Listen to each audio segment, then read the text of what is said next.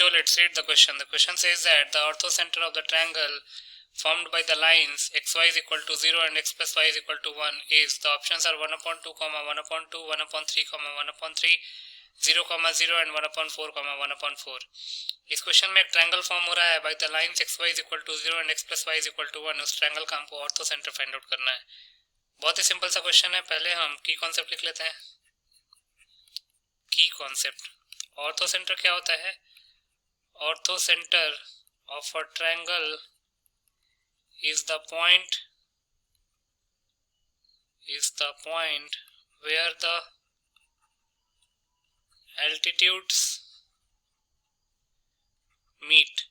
जहाँ पे तीनों altitudes meet करते हैं, वहाँ पे जहाँ पे मीट करते हैं उस पॉइंट को हम ऑर्थोसेंटर कहते हैं. मतलब कि अगर ये ट्रायंगल है, ये B है, ये A है और ये C है, तो अगर हम इसका एल्टीट्यूड बनाए तो क्या होगा? ये एल्टीट्यूड हो गया, ये एल्टीट्यूड हो गया और ये एल्टीट्यूड हो गया. ये तीनों एल्टीट्यूड जहां मीट करते हैं इस पॉइंट को हम ऑर्थोसेंटर कहते हैं. दूसरा, इन राइट एंगल्ड ट्रायंगल में ऑर्थोसेंटर कहाँ होता है? ऑर्थोसेंटर coincides with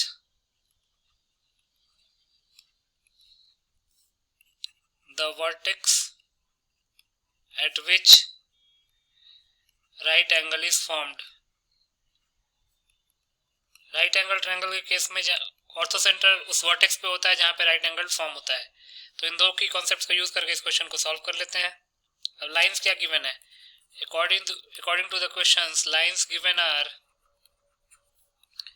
xy is equal to 0 and x plus y is equal to 1.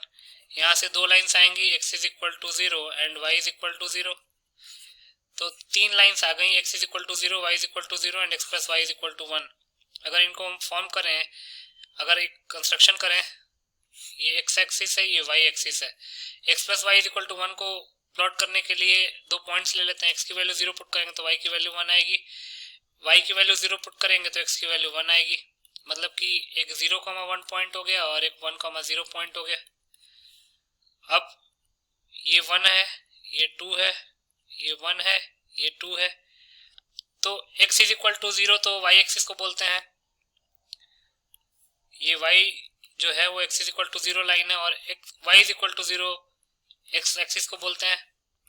और जो दूसरा है, जो तीसरा लाइन है x plus Y is equal to 1, उसको मीट कराना है. तो 0,1 ये है और 1,0 ये है.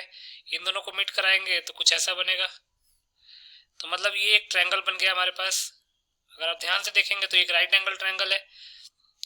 और राइट एंगल कहाँ हो रहा है? ऑरिजिन पे, क्योंकि ऑरिजिन पे ही एक्स एक्सिस और वाई एक्सिस कट करते हैं. तो लिख सकते हैं, since the triangle formed by the lines x is equal to 0, y is equal to 0 and x plus y is equal to 1 is a right angled triangle.